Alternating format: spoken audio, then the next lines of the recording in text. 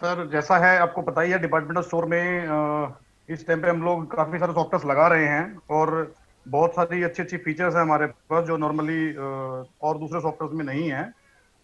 तो हम पहले आज डिपार्टमेंटल स्टोर से स्टार्ट करते हैं। सचिंद्र मिश्रा। तो पहले तो मैं एक छोटी छोटी चीजें आपसे डिस्कस करना चाहूंगा जो नॉर्मली हम करते आ रहे हैं। हो सकता है आप भी करते हो, वो पैटर्न यूज करते हैं नहीं करते हैं। जैसे हम लोग किसी कस्टमर के यहाँ कभी सॉफ्टवेयर इंस्टॉल करने जाते हैं, सॉफ्टवेयर इंस्टॉल करते हैं, तो हमारा एक स्टैंडर्ड पैटर्न होना चाहिए। जैसे हम लोगों ने एक फोल्डर बनाना है, उस फोल्डर का क्या हमने नाम रखना है आपके आपके लोकल लेवल पे। जैसे आपका कोई भी बंदा है या कंपनी में कोई बंदा है तो उसको ये पता हो कि अगर सौरभ गुप्ता जी का कोई कस्टमर है, उसका ऑफिस में फोन जा रहा है, उसकी मशीन फॉर्मेट हुई है, तो हमारे को कहाँ पर किस नाम से क्या फोल्डर मिलेगा जिसमें सारे सेटअप्स पड़े होंगे, ताकि हमारे को दोबारा दोबारा डाउनलोड ना करना पड़े। उसका डेटा जब हम इंस्टॉल करते हैं तो डेटाबेस का फोल्डर हमेशा अलग होना चाहिए। सी ड्राइव में हम डेटाबेस कभी ना रखें, क्योंकि जब भी मशीन फॉर्मेट होगी तो सी ड्राइव हमेशा फॉर्मेट होगा। ये सबको ही पता है। तो एक स्टैंडर्ड प्रैक्टिस है, इसको अगर आप अपने काम में यूज करेंगे तो ज्यादा बेटर है। तो ये चीज आप सब लोगों को समझ में आ गई है? ठीक है सर, अब हम स्टार्ट करते हैं सॉफ्टवेयर से। सबसे पहले हम जाते हैं अपने यूजर मॉड्यूल पे। लोग कितना इसको यूटिलाइज करते हैं या आप अपने कस्टमर को कितना इसको यूटिलाइज कराते हैं, डिपेंड्स ऑन यू कि आपका यूजर किस तरीके का है, आपका जो कस्टमर है वो किस तरीके का है। ठीक है। यूजर मॉड्यूल के अंदर आप एक एक यूजर को, ये तो आपको पता ही होगा कि सॉफ्टवेयर के अंदर हम लोग एक एक यूजर को एक एक ऑप्शन की पावर दे सकते हैं और सारे ऑप्शन हटा के अगर एक इंडिविजुअल हमने सेल का ऑप्शन देना है तो वो ऑप्शन हम दे सकते हैं। तो वो यहाँ से हमारे यूजर राइट्स डिफाइन होते हैं यूजर एंट्री से। जब भी आप कोई यूजर बनाते हैं, यूजर राइट्स यहाँ से ग्लोबल यूजर राइट्स वगैरह का जो भी है, आपने किसको क्या राइट्स देने हैं, कैसे देने हैं, ये अभी नए वाले वर्जन में काफी अच्छा अमन सर ने डेवलप कर दिया इसको। तो यहाँ पर आप एक एक चीज को, पहले हमारे को सिंगल सिंगल सेलेक्ट करना पड़ता था, लेकिन अभी जो नया सेटअप है इसमें आप एक ही क्लिक से सारी चीजें कर सकते हैं। अगर पर्टिकुलर एक लाइन को आपको हटाना है कि मेरे को चेंज का पावर हटाना है, तो आप चेंज का पावर एक बार क्लिक करेंगे तो पूरा पूरा मेन्यू का चेंज का पावर हट जाएगा। तीसरी चीज, आप यहाँ से पर्टिकुलर एक यूजर के राइट्स को किसी दूसरे यूजर के राइट्स में कॉपी करना है, तो यहाँ पर उसके लिए ऑप्शन दिया हुआ है कॉपी सिलेक्टेड मेन्यू और कॉपी ऑल मेन्यू। अगर ऑल मेन्यू करते हैं तो सपोज कीजिए हमने एक यूजर बनाया 001, उसको हमने एक बार राइट्स डिफाइन कर दिए। अब उसी बिहाफ पे हम उसको मतलब अंडर में ना रखते हुए अलग अलग बनाना चाहते हैं तो अंडर में रखते हैं, उसका प्रोसेस अलग है। अगर उसको अलग अलग बनाना चाहते हैं तो आप यहाँ से कॉपी ऑल मेन्यू, किस यूजर में आपको ये राइट्स कॉपी करने हैं उस यूजर में आप वो सारे rights as it is copy कर सकते हैं, ताकि आपको दोबारा दोबारा मेहनत ना करनी पड़े। क्लियर? किसी का कोई क्वेश्चन हो तो पूछ सकते हैं। नहीं है? गुड। अब आ जाते हैं हम डिपार्टमेंटल स्टोर में हमारी जो चलती हैं ज्यादातर स्कीम्स और लॉयल्टी प्रोग्राम्स, ये दो चीजें ज्यादा यूज होती हैं। तो हम आ जाते हैं सबसे पहले स्कीम में। मास्टर में हमने दिया है यहाँ पे स्कीम, स्कीम के अंदर हमने दिया है स्कीम मास्टर। अब ये जो स्कीम मास्टर है इसमें हम मल्टीपल टाइप्स की स्कीम्स बना सकते हैं। आप ग्रुप वाइज बना सकते हैं, आप बिल वाइज बना सकते हैं, आप आइटम वाइज बना सकते हैं, आप क्वांटिटी पे बना सकते हैं, आप अमाउंट पे बना सकते हैं, आप आइटम टू अदर आइटम बना सकते हैं, आप बाय वन गेट वन बना सकते हैं। हर तरह की स्कीम आप यहाँ पे डिफाइन कर सकते हैं। ठीक है। एक दो चीजें मैं आपको खाली दिखा दे रहा हूँ। जैसे बाय वन गेट वन की हमने एक स्कीम बनाई, तो यहाँ पर हमारे कोई ऑप्शन, हमने ऑप्शन दिया ऑन टाइप की, ये हमने वर्किंग जो है इसकी स्कीम की किस तरीके से रखनी है। इसको हमने क्वांटिटी वाइज रखना है, बाय नंबर्स रखना है, या अमाउंट वाइज रखना है। जैसे अगर हमने बोला कि हमारी जो स्कीम है 5,000 का बिल का वैल्यू जब बनेगा तो आपको 10% डिस्काउंट मिलेगा, तो हमें ले जाना है उसको अमाउंट पे। अगर हम क्वांटिटी वाइज कर रहे हैं कि हमने by one get one free देना है, तो हम इसको क्वांटिटी पे ले जाएंगे। ठीक है।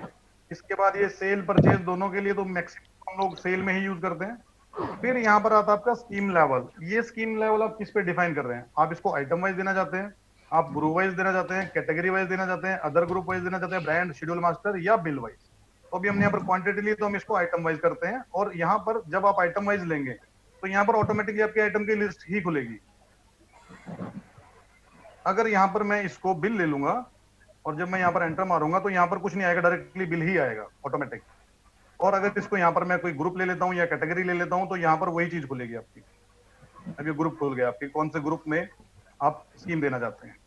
ठीक है, तो इस तरीके से हमने इसमें जैसे स्कीम डिफाइन की है। 1200 ml के जार पे by one get one free है। और एक दूसरी स्कीम आपको दिखा देते हैं बिल वाइज।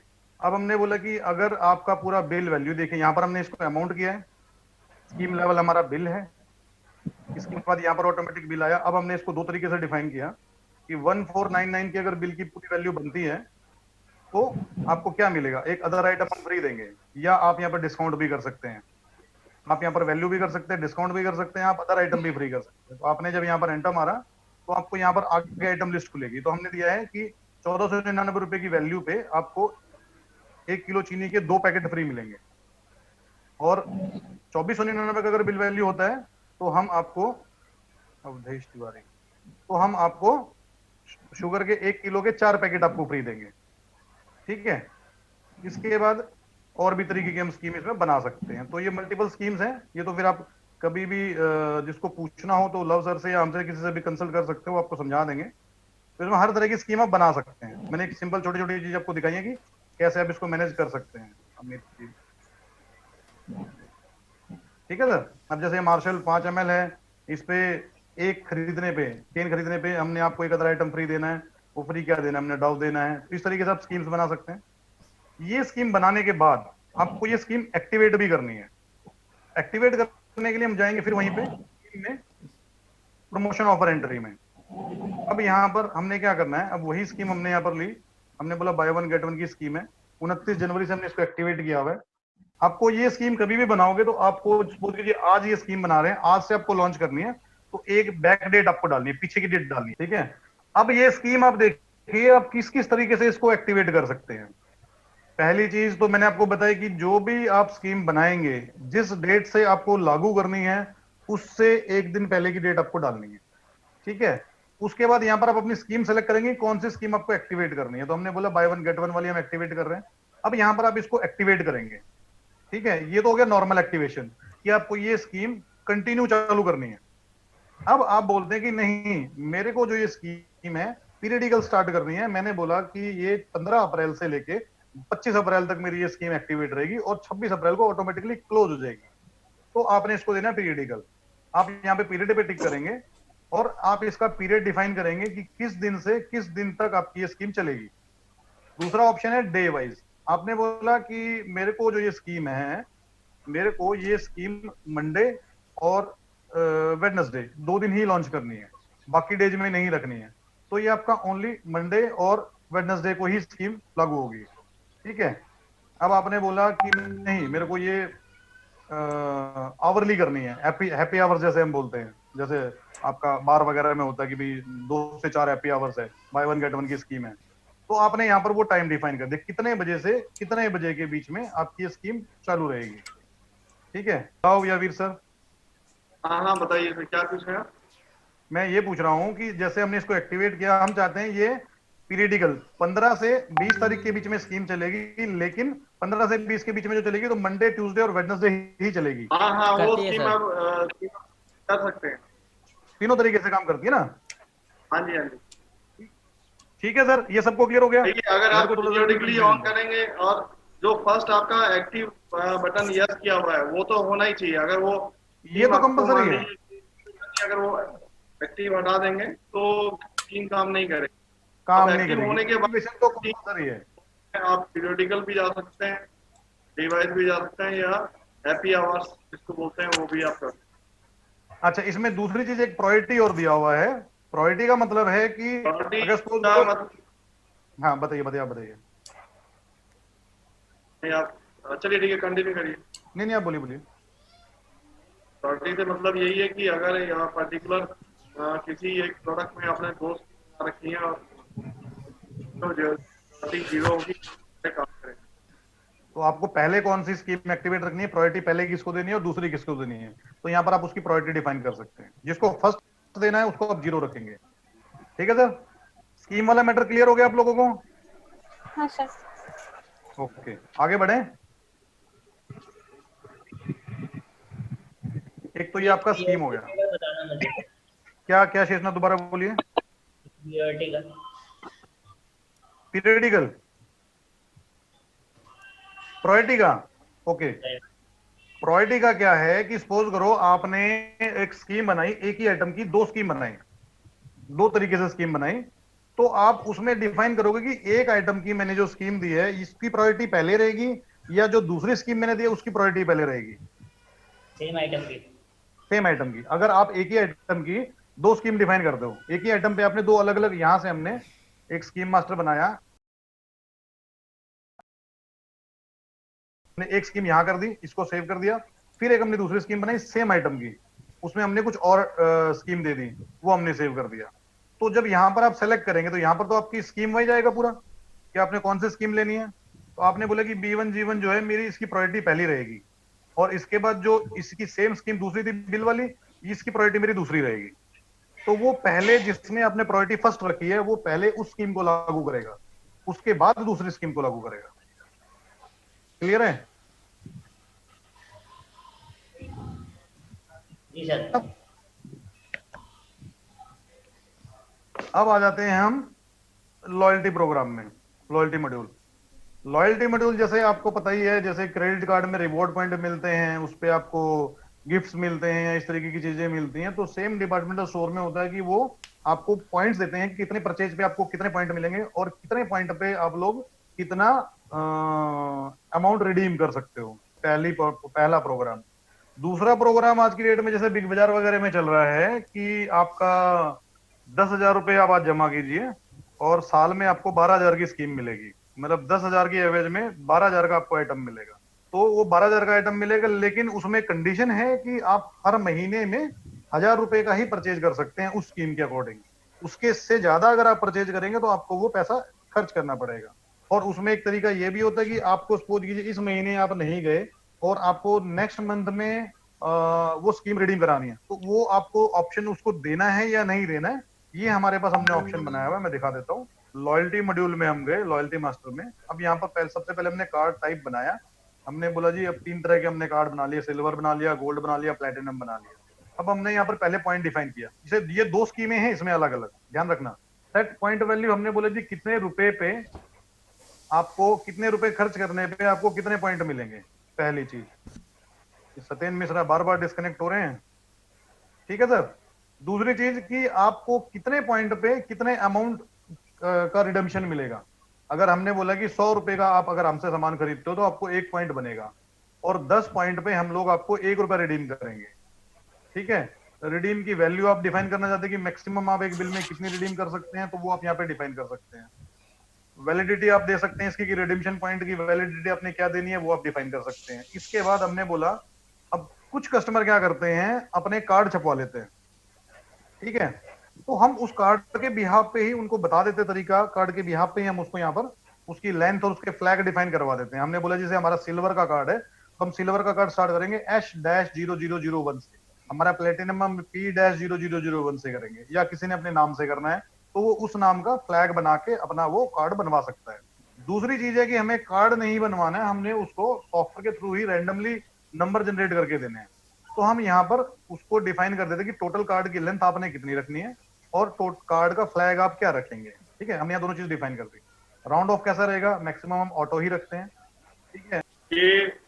ये एक्चुअली क्या है, कार्ड का एक टाइप बनाया था कस्टमर के लिए कि उनका ये था कि अगर हम ये कार्ड जो है अपने कस्टमर को इशू कर देते हैं और अच्छा। उसमें ये कहते हैं कि अगर ये कार्ड होल्डर हमारे पास बिल के लिए आता है तो उसको हाँ। हम डिस्काउंट जो है मिनिमम जाएगा ही जाएगा। उसका जो कैटेगरी Okay. था कि सपोज सिल्वर वाला उसका कार्ड वाला के पास कोई बंदा आता है, ठीक है, तो हाँ, उसको तो हाँ, आइटम पे 5% डिस्काउंट देना है या 2% डिस्काउंट देना है। तो ठीक और ठीक है। अगर मेंबर जो है वो अगर वो सिल्वर की जगह गोल्ड वाला आता है तो उसको मिनिमम 7% तो जाना ही है। इसके अलावा एडिशनल कोई और डिस्काउंट होता है तो अगर ठीक। उस आइटम में ज्यादा है तो वो ज्यादा लेगा, अगर किसी प्रोडक्ट पे 10 या 15% डिस्काउंट है तो वो लेगा, लेकिन मिनिमम डिस्काउंट जो है वो आपका 5% तो लेगा ही। अच्छा, मतलब मिनिमम 5% उस, अगर वो कार्ड लेगा तो 5% उसको मिलेगा ही मिलेगा। पॉइंट सिस्टम से कोई मतलब नहीं है, पॉइंट सिस्टम ओके। बताया ऊपर वो सही है। इसके बाद जो है वो मेंबरशिप कार्ड के लिए भी होता है, जहाँ पर आप डिस्काउंट कार्ड या मेंबरशिप कार्ड इशू करते हैं और उनको हाँ। डिस्काउंट करते हैं, तो वो आप वहाँ पर इसको यूज कर सकते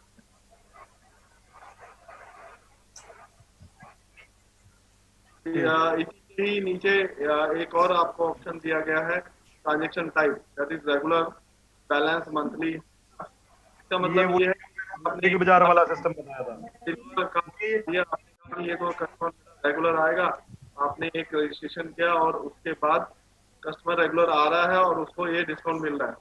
इसके बाद फिर एक और उसी के नीचे ऑप्शन है, मनु सर क्लिक करिए, कार्ड इसके अच्छा रेगुलर के नीचे बैलेंस पे बैलेंस में का, कि अगर जैसे आपका बिग बाजार वगैरह में स्कीम चलती थी कि भाई आप 6,000 5,000 रुपीज जो है वो डिपॉजिट कर दीजिए एक साथ, राइट। तो वो मंथली जो है 500 रुपीज शॉपिंग का ऑफर दे रहे हैं। दैट मीन्स आपने 5,000 रुपीज डिपॉजिट किया एडवांस में, तो वो आपका कार्ड का बैलेंस हो गया और उन्होंने जो 5,000 के अगेंस्ट शॉपिंग देंगे, तो 6,000 की शॉपिंग कैसे देंगे कि 500 रुपीज ईच मंथ का देंगे,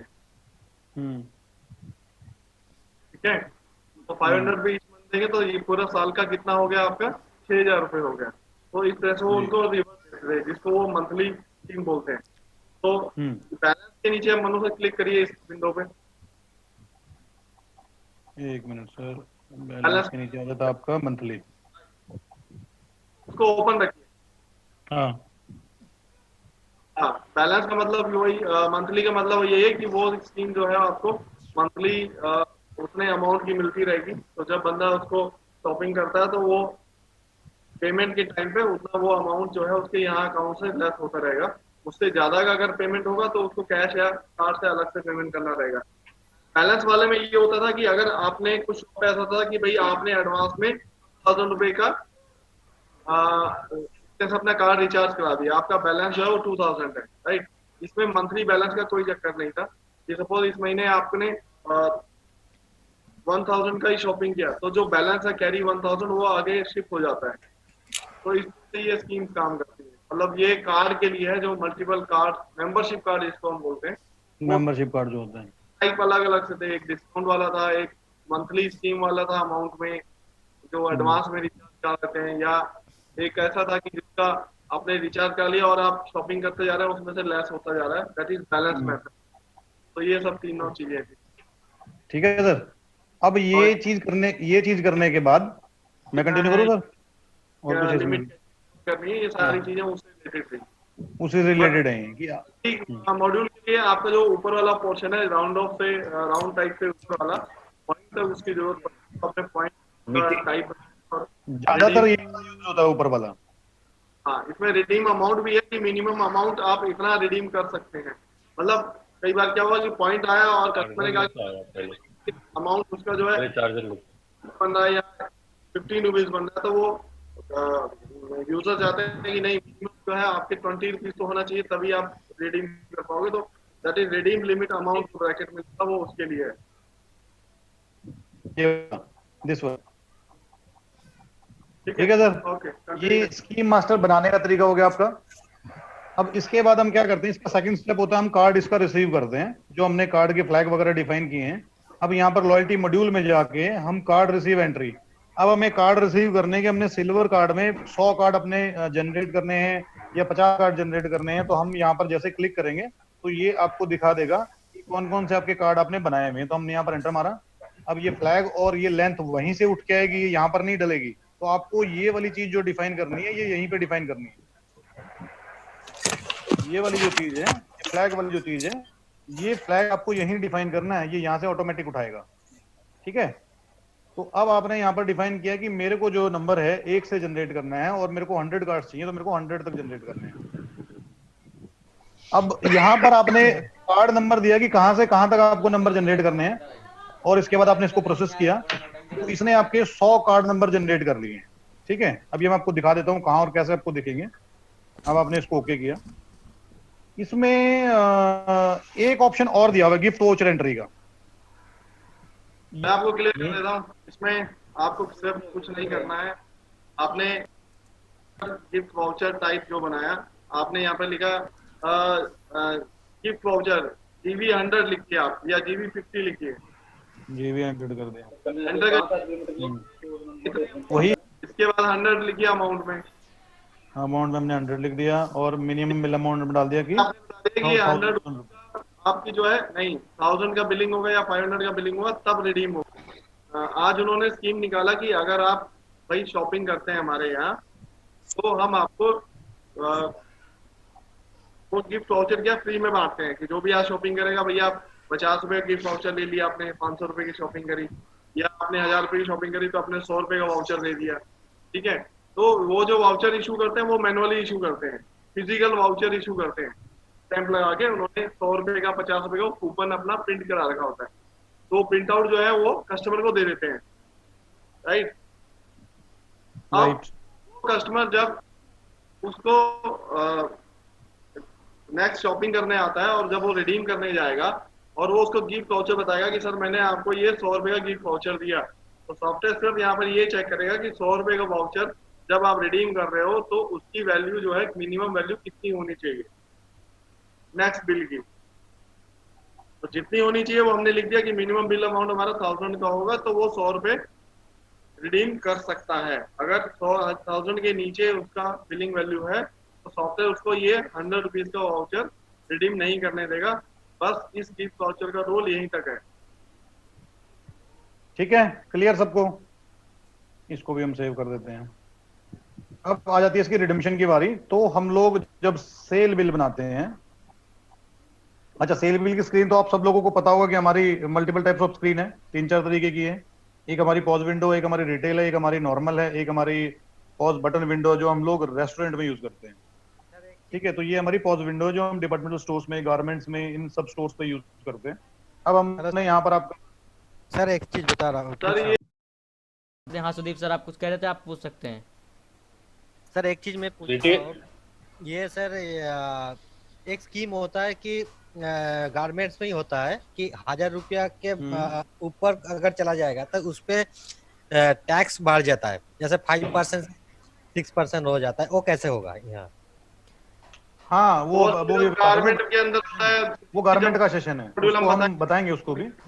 उसमें वो गारमेंट वाला जब आपको डेमो देंगे उसमें आपको बताएंगे, क्योंकि गारमेंट में क्या होता है कि आपका 9,999 तक का जो प्राइस है उसका जो टैक्स होता है 5% होता है, और उसके ऊपर जो भी टैक्स होता है वो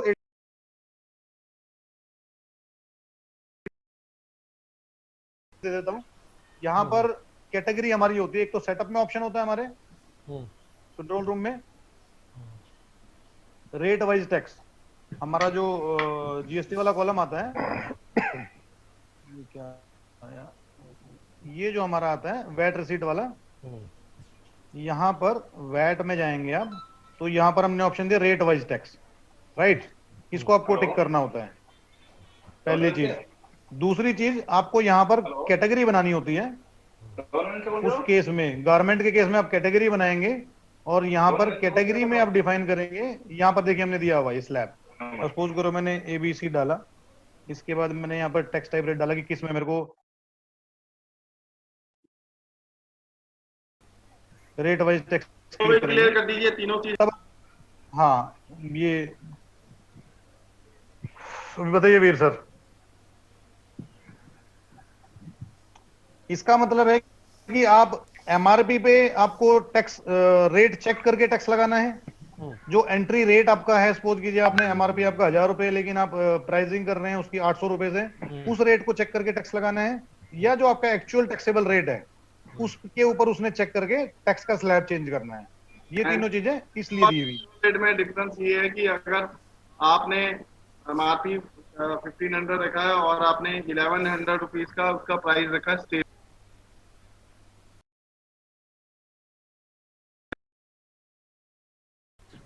लेकिन बाद में आपने क्या करा कि आपने लॉन्च कर दिया, कस्टमर आया उसको आपने 20% या 30% 40% डिस्काउंट दे दिया। तो डिस्काउंट के बाद जो बिलिंग प्राइस था, जो आपका टैक्सेबल प्राइस था, वो 1100 से, भाई प्राइस में तो आपने 1100 ही डाला है और जो डिस्काउंट है वो आपने डिस्काउंट के कॉलम में डाला है, तो दैट मीन जो बिलिंग वैल्यू है वो आपकी कम हो जाएगी। अगर वो 900,000 से कम होती है, अगर आपको टैक्स उसके हिसाब से चेंज करना है तो फिर आपको टैक्सेबल रेट सेलेक्ट करना है। ठीक है, तो बाय डिफॉल्ट जो है 95% केस में आप मान के चलिए कि आपका टैक्सेबल रेट ही लोग लेके चलते हैं। क्लियर? 95% यही चलता है टैक्सेबल रेट। आप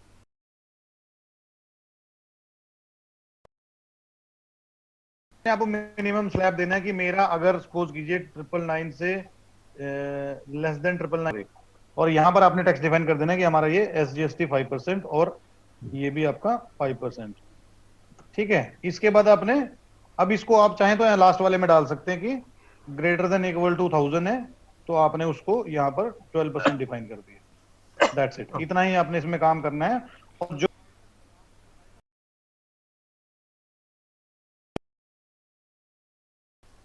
हर एक आइटम के अंदर आपने ये कैटेगरी डिफाइन कर देनी है, तो आपका ये रेट वाइज टैक्स चलेगा। आप अच्छा, define ऐसा कर- भी होता है गारमेंट में कि जो कुछ गारमेंट आप वाले define- एसेसरीज भी रखते हैं, एसेसरीज में आपका रेट वाइज टैक्स नहीं चलता है, तो आपको उस कंडीशन में ये उस आइटम के अंदर ये कैटेगरी सेलेक्ट नहीं करनी है, तो वो अपना नॉर्मल कैलकुलेशन करेगा, जो हमारी नॉर्मल कैलकुलेशन होती है, तो आइटम में आप टैक्स डिफाइन करते हैं।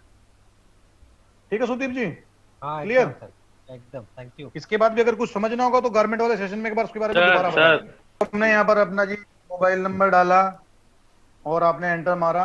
अब आपने अगर मोबाइल नंबर पहले से डाला हुआ है तो आपका यहाँ ऑटोमेटिक आ जाता है। आप यहाँ पर अगर मोबाइल नंबर पे डबल क्लिक करते हैं तो आपके जितने भी मोबाइल नंबर फीडेड है वो सारे यहाँ आ जाते हैं।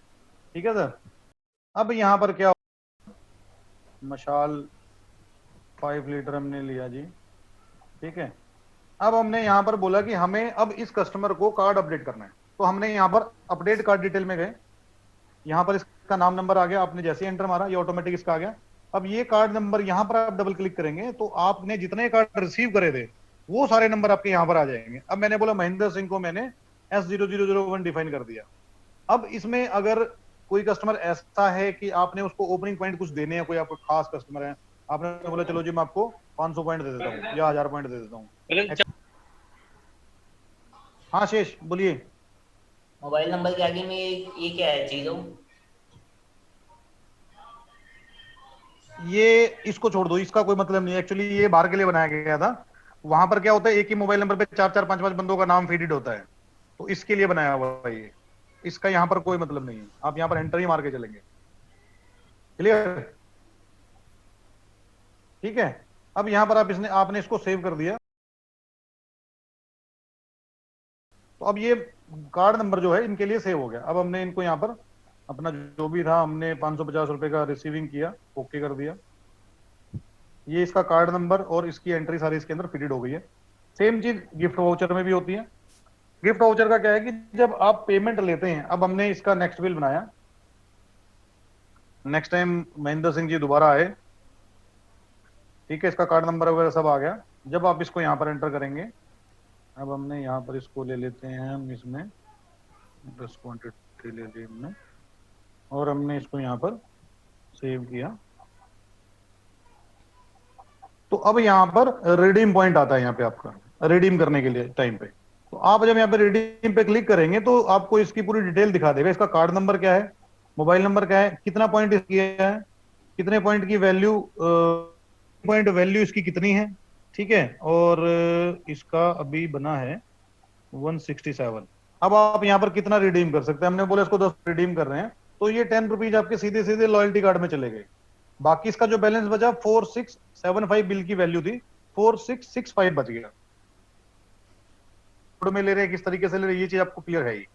सेम चीज गिफ्ट कूपन की भी है, जो अभी हमने गिफ्ट कूपन बनाया था उसका भी पैटर्न सेम ही है। आप यहाँ पर गिफ्ट कूपन पर क्लिक करते हैं और आपने यहाँ पर डिफाइन किया, तो उसकी वैल्यू आपने यहाँ पर रिडीम कर ली, आपने इसको ओके किया। रिडीम उसका गिफ्ट कूपन का मैंने अभी खोला नहीं है। यहाँ पर ये जो ऑप्शन खोलने का है अपने कंट्रोल पैरामीटर में पेमेंट मेथड एंट्री पे है। ये भी अगर आप लोगों को ना पता हो तो वो भी बता दूं, ये खुलता कहां से है।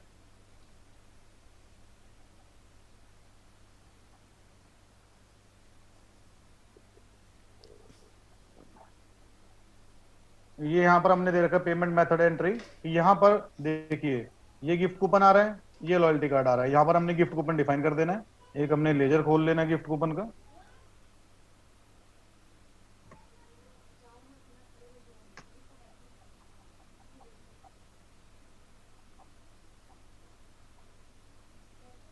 ठीक है, तो यहाँ पर वो सारी चीजें आप सेलेक्ट कर सकते हैं और आपने इसको ओके कर दिया।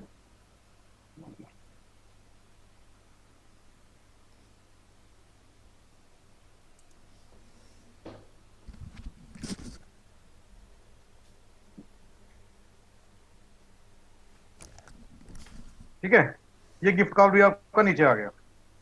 अगर हम यहाँ पे गिफ्ट कूपन रिडीम करते हैं, एक कूपन है और हमने इसको ओके किया तो इसने 100 रुपीज यहाँ पर लेस कर लिया। रिडीम पॉइंट में हम गए, हमने बोला 10 रुपए हमने इसके पॉइंट में लेस करने हैं, ओके किया तो 10 रुपीज यहाँ, बाकी बैलेंस बच गया आपका 4840। हमने बोला 4840 हमने इससे ले लिया। तो आपका इस तरीके से ये पेमेंट यहाँ पे क्लियर हो जाएगा। अब इसकी जब भी कस्टमर ने रिपोर्ट देखनी होगी कि हमने कितना गिफ्ट कूपन में दिया है, यहाँ पर सेल रजिस्टर में निकल जाती है। बिल फॉर्मेट में अगर आपने डिफाइन करना तो बिल फॉर्मेट के अंदर भी उसका ऑप्शन दिया हुआ है, कमांड्स दी हुई हैं, आप वहां से भी उन चीजों को डाल सकते हैं।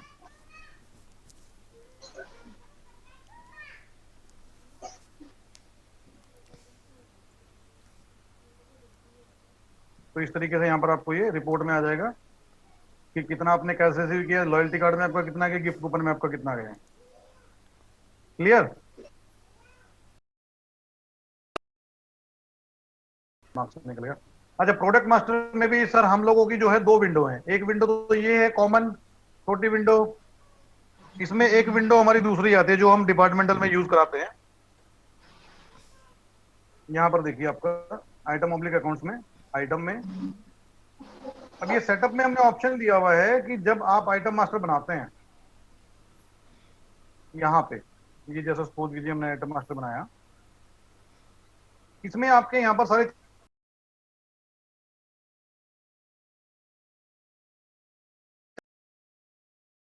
टॉप और विजिबिलिटी। टॉप का मतलब अगर हम इस पे क्लिक करते हैं तो दोनों हमारे क्लिक होने चाहिए। जैसे मैं आपको सेल में दिखाता हूं, अगर सेल में हम बोलते हैं कि हमने सेल 2 में हमने बोला कि हमारे को डील ऑन करनी है, तो हम यहाँ पर क्लिक करेंगे तो आपका दोनों ऑप्शन टिक हो जाते हैं। लेकिन अगर हमने बोला कि हमारे को खाली शो करना है, कर्सर वहां पर स्टॉप नहीं होना चाहिए।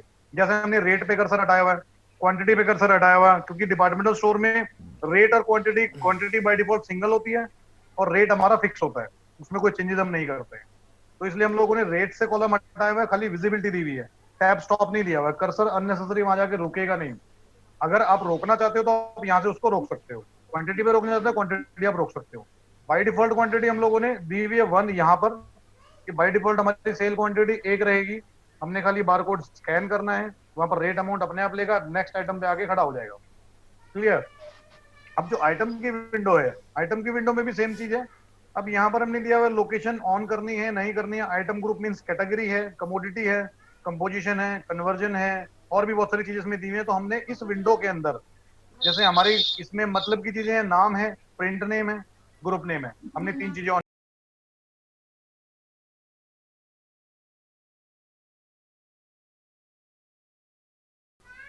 और उसके बाद हम आइटम विंडो खोलते हैं तो हमारे को 3-4 चीजें आपको एक्स्ट्रा खुली भी मिलेंगी।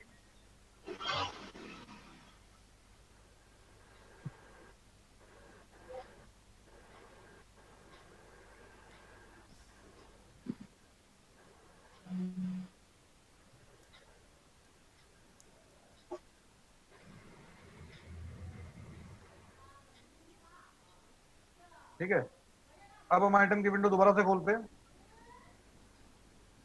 तो ये देखिए आपको यहाँ पर ग्रुप भी खुल गया, ब्रांड भी खुल गया, कैटेगरी भी खुल गई, आपका यहाँ कन्वर्जन भी आ गया, एचएसएन भी आ गया, कमोडिटी मतलब एचएसएन कोड भी आ गया।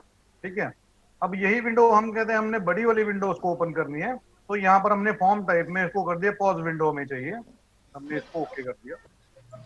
अब जो हम आइटम विंडो खोलेंगे, अब हमारी ये बड़ी वाली आइटम विंडो खुलेगी, जो हम नॉर्मली डिपार्टमेंटल्स में या ऑटोमोबाइल के जो दूसरे लेवल की वर्किंग करते हैं उसमें। अब यहाँ पर आप देखेंगे फॉर्म टाइप आ गया, पहले आपका कौन सी फॉर्म का आइटम है, बाय डिफॉल्ट हमने दे लिया। इसके बाद हमने आइटम का नाम डाला, सपोज कीजिए चॉकलेट। ठीक है, ये प्रिंट एलियास आप इसको आप चेंज करना चाहे तो चेंज कर सकते हैं। उसकी अपने पैकिंग डिफाइन कर दी, यहाँ पर पैकिंग है। अब ये टैब स्टॉप हमने नहीं दे रखा है, तो इसलिए यहाँ पर कर्सर नहीं जा रहा है। अब देखिए जैसे ही मैंने यहाँ से एंटर मारा तो बाय डिफॉल्ट वो ग्रुप में चला गया, क्योंकि हमने डिपार्टमेंट पे, ब्रांड पे, कैटेगरी पे इन पे ऑन नहीं किया है। अगर हम इसको यहाँ से ये सारी चीजें हम ऑन कर देंगे इनकी, तो ये वहां पर कर्सर जाने लगेगा। तो हमने इसको टैब स्टॉप नहीं दिया है, खाली विजिबिलिटी दी है कि आपको दिख रहा है। अगर आपको डालना है तो आप इस पे क्लिक करके डाल सकते हैं। ये इसलिए किया गया है कि सारे कस्टमर सारी चीजों को यूज नहीं करते हैं। तो विंडो आपकी ओपन है, आपने अगर उसमें क्लिक करना है कि कोई कोई आइटम में हमने डिफाइन करना होता है, तो हम उसको टैब स्टॉप नहीं ऑन करते हैं। और अगर हमें सारी चीजें हर एक आइटम में फीड करनी है तो हम उसमें सबके टैब स्टॉप ऑन कर देंगे। तो हमने यहाँ पर क्लिक करा, ब्रांड में गया, ये हमने पैकिंग डालनी है, सपोज करो हमने उसकी पैकिंग डाल दी, उसका डिपार्टमेंट डालना है। अपने आप डिपार्टमेंट अपने यहीं पे F2 करके डिपार्टमेंट खोल सकते हैं। डिपार्टमेंट वाइज आप उसको डिफाइन कर सकते हैं कि ये ग्रोसरी का है, ये इसका है, इस तरीके से आप डिफाइन कर सकते हैं। ये फिर इसके अंदर ग्रुप दिया हुआ है। ग्रुप मतलब जो ब्रांड जिस कंपनी का आइटम है, अगर आशीर्वाद आटा है तो आशीर्वाद का है, या जैसे मोबाइल है सैमसंग का है, कि आपका सोनी का है, या आपका एप्पल का है, आईफोन है, क्या है, वो आप ग्रुप डिफाइन करेंगे। इनके नाम भी आप खुद से चेंज कर सकते हैं। फिर ये हमने उनकी ब्रांड बनाई हुई है, किस तरीके से आप उसको डिफाइन करना चाहते हैं, ये बेसिकली डिपेंड करता है सारी चीजें आपके ऊपर। आप कस्टमर को किस तरीके से, उसकी क्या रिक्वायरमेंट है, क्या उसकी नीड्स हैं, उस हिसाब से आप ये सारे मेन्यूज के कैप्शन चेंज कर सकते हैं और उसके हिसाब से आप उसकी एंट्री फीडिंग करवा सकते हैं। फिर आपका एक कैटेगरी आ जाता है। फिर आपका उसके बाद एक अदर ग्रुप है, ये आप यूज कर सकते हैं। ठीक है, HSN कोड आपका यहाँ पे आ गया। HSN तो आपको पता ही है सबको। रैक नंबर आ गया आपका। अब रैक नंबर भी आप डिफाइन कर सकते हैं कि कौन सा आइटम कौन सी रैक में रखा हुआ है। ये होलसेलर ज्यादा यूज करते हैं, रिटेल पे तो कम है।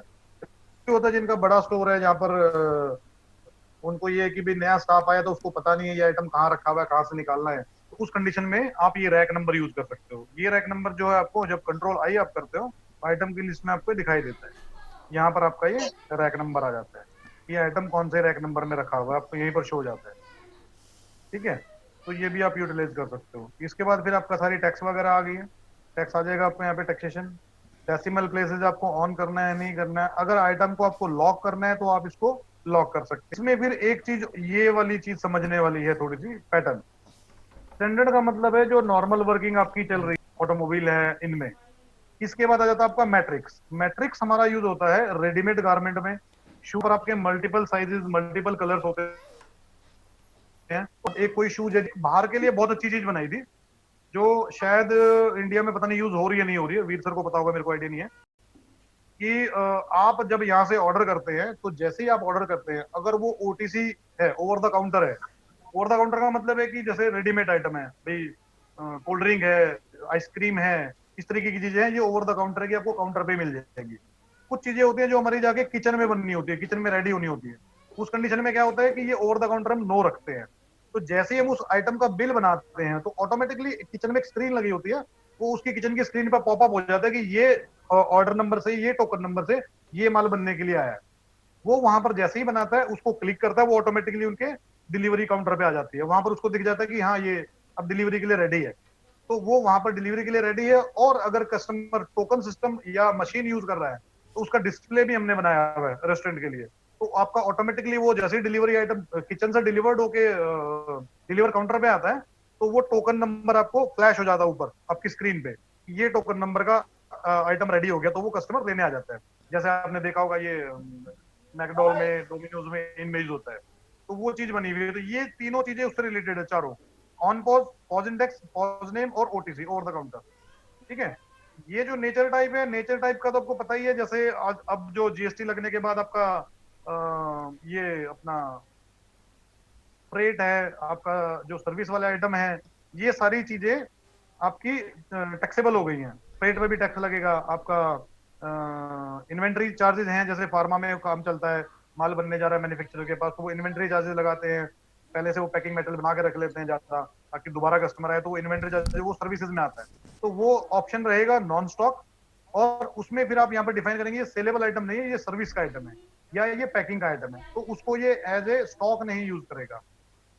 राइट, इसके बाद ये तो आपको पता ही है, discount applicable item wise, bill wise और बोथ। अच्छा, इसका भी मैं एक फंक्शन आपको समझा देता हूँ, ये बहुत अच्छी चीज है। इसमें क्या है, FMCG में कई जगह पर, ये हमारे साथ बॉम्बे में कंडीशन हुई थी एफएमसीजी में कई जगह पे क्या होता है कि वो कहते हैं कि जी हम लोगों का क्या है कि हम लोग एक आइटम ऐसा है कि जिसपे हम डिस्काउंट देते हैं, डिस्काउंट दे दिया तो उसका बिल में अगर हमने डिस्काउंट दिया तो उस आइटम पे बिल पे नहीं कटेगा, बाकी आइटम पे कटेगा लेकिन खाली उस पे नहीं कटेगा।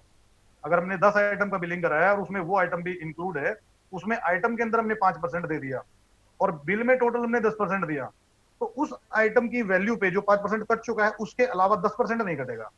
उस कंडीशन में हम रखते हैं ये आइटम पे खाली आइटम वाइज ही डिस्काउंट रहेगा, बिल पे नहीं कटेगा।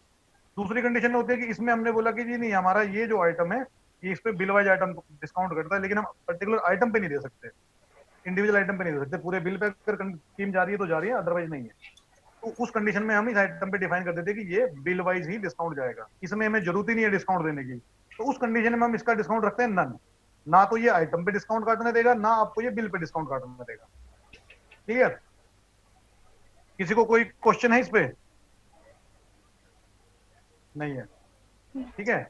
पर्टिकुलर यूजर को ये देना है कि लॉगिन करो में देखेगा, पर्टिकुलर यूजर को वो रिपोर्ट केवल एक दिन की ही देख सकता है या 2 दिन की देख सकता है, उससे पहले की रिपोर्ट नहीं देख सकता। सेकंड उसका ये है कि जैसे बिल वो आज के बिल पूरे सेव कर सकता है, दोबारा एडिट करता है तो भी सेव कर सकता है, मगर कल की डेट के बिल अगर पुरानी बैक डेट का बिल है तो वो सेव भी नहीं करेगा, एडिट भी नहीं करेगा। नहीं, रिपोर्ट्स का भैया यूजर मॉडल में आइए, आप यहाँ पे कोड डालिए। लेवल के बाद जो है tolerance days for previous date log, ये एंट्री के लिए होता है। अगर हमने टिक कर दिया है कि आपका प्रीवियस डेज, अगर पूरे सॉफ्टवेयर में आपको लॉक करना है कि आपको बैक डेट बिलिंग नहीं करनी है, ठीक है, दैट मीन इस केस में आपको सेटअप के अंदर ही जर्नल 1 में ऑप्शन है ऑटो प्रीवियस डेट लॉक, वो तो सेटअप के अंदर है पूरा, अगर आपको लॉक करना है तो वो तो पता है मेरे को। हाँ, ये 2-3 लेवल है, मैं आपको क्लियर कर दे रहा हूँ, जिनको नहीं मालूम है उनको क्लियर हो जाएगा। अगर पूरे सॉफ्टवेयर में आपको लॉक, तो सॉफ्टवेयर में जितने भी यूजर हैं सबके लिए एंट्रियां जो है वो प्रीवियस डे की ऑटोमेटिक लॉक हो जाती है, ठीक है। अगर ये ठीक है तो हम फिर यूजर वाइज ये डिफाइन करते हैं कि उसको हमें कितने दिन का अथॉरिटी देनी है। वापस यूजर में आइए मनु सर जी, इसको खुला रहने दीजिए। हाँ, ये तो अगर आपने सेटअप में लॉक कर दिया है और यहाँ पर आप इस यूजर में बता देते हैं कि इसको 1 दिन बैक का हमें देना है, अगर हम यहाँ पे 1 डालते हैं दैट मीन्स उसको 1 दिन का अथॉरिटी मिल रहा है, वो 1 दिन के प्रीवियस डेट के रिकॉर्ड एडिट कर सकता है। जैसे सपोज आज 14 डेट है तो हम 13 के रिकॉर्ड कि आपको किस यूजर को कितने दिन का अथॉरिटी देना है एंट्री का एडिट करने का। इसके नीचे वाला जो आपका क्वेश्चन था रिपोर्ट के लिए, ये रिपोर्ट के लिए है, वही है राइट। अब जो ऑटो प्रीवियस डेट है ये सेटअप में हो गया पूरे सॉफ्टवेयर के लिए। इसके अलावा आप चाहते हैं कि पूरे सॉफ्टवेयर पे लॉक ना हो तो आप बिलिंग सीरीज के अंदर जाके भी, वापस सीरीज खोलिए मनोबर, यहाँ पर आप देखिए ये प्रीवियस डेट लॉक दिया हुआ है यहाँ पे। अगर आप सेटअप में नहीं जाते हैं तो आप सीरीज वाइज भी यहाँ पे जा सकते हैं, तो ये इस सीरीज के अपने आप होते जाएंगे। और ये सिर्फ सेल पे हो रहा है, आपका किसी और वाउचर पे नहीं हो रहा, मतलब आपका परचेज पे नहीं हो रहा या गुड्स रिटर्न पे नहीं हो रहा। तो इस तरह से आप ये सारी चीजें कर सकते हैं, ठीक है। ठीक है। और इसके अलावा वाउचर एंट्री के अंदर भी ऑप्शन होता है वाउचर टाइप में, एडमिन में वाउचर टाइप में जाइए मनु सर, ठीक। वो सीरीज हो गया आपका इन्वेंट्री पार्ट के लिए।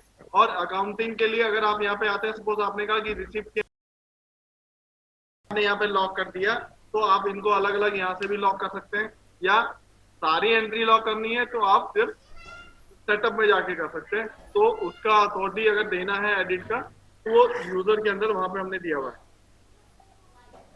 दूसरा क्वेश्चन क्या था आपका? तो रिपोर्ट वाला था वो बता दिया आपने।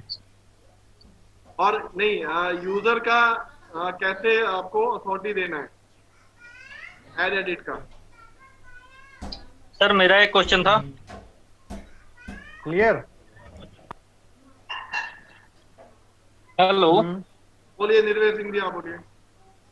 ऐसा है ना कि कई जगह हमारे साथ में ये बाद में क्या हुआ कि 4 महीने बाद हमने मैच कराया तो हमारी वो जो सेल परचेज होती है वो मिसमैच हो जाती है।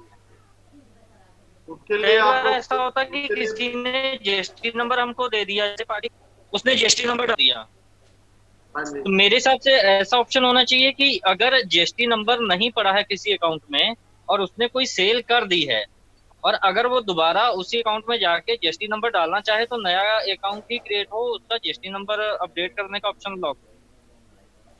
सर, उसके लिए आप वो नहीं कर सकते, लेकिन आपको अगर मनुष्य अकाउंट एंट्री खोलना, निर्भय सिंह जी, यहाँ पे ना ये जीएसटी नंबर के बाद जीएसटी डेट दिया हुआ है, ठीक है। जी इस दिन आप मान लीजिए पहले ये क्लाइंट आपका अनरजिस्टर्ड था, जी आप एंट्री कर चुके हैं और उसने आपको इस महीने उसका जीएसटी नंबर आ गया है, और आप जब ये जीएसटी नंबर एंटर करेंगे तो यहाँ पर डेट अगर आप डाल देते हैं, सपोज आपने डाल दिया यहाँ पे 1 अप्रैल 2020, तो 1 अप्रैल से पहले की जितनी भी ट्रांजेक्शन हुई है वो आपके अनरजिस्टर्ड रहेंगी। इसके बाद की जितने भी ट्रांजेक्शन हो, इसका जीएसटी जो डेट है, ये इसीलिए यहाँ पर ये ऑप्शन बनाया गया कि जिस डेट को आपको ये मिला है वो डेट आप डाल दें तो उसका इफेक्ट जो है उस डेट के बाद ही होगा, बाद में ही होगा। ठीक। इसके अलावा आप ये एक और प्रिकॉशन ले सकते हैं कि इसमें फ्रीज का ऑप्शन भी अभी बनाया, पहले से भी है, थोड़ा उसको मॉडिफाई भी किया है। मनु सर F12 करके आप उस फ्रीज डेटा करिए ओपन, यहाँ नहीं है, नहीं F12 करिए, करनी है तो यहाँ पर आपने जिसका रिटर्न भर दिया है, आप सेल परचेज के जो है डेट, आप न्यू डेट में डेट डाल दीजिए, सेल परचेज के आगे डेट डाल दीजिए मनु सर। अगर आप इसको सेव कर देंगे तो यहाँ तक का डेटा आपका लॉक हो गया, तो कोई भी वाउचर चाहे वो हमारे पास अथॉरिटी है भी एडिट करने का, सुप्रीम यूजर भी हो तो भी वो वाउचर को मॉडिफाई नहीं कर पाएगा, सेल परचेज की एंट्रियां चेंज नहीं कर पाएगा। तो इससे आपका डाटा जो है, आप जो जीएसटी में रिटर्न आप भर चुके हैं उसके बाद यहाँ से कस्टमर को दिखाई कि वो अपना डेटा यहाँ से फ्रीज कर दे।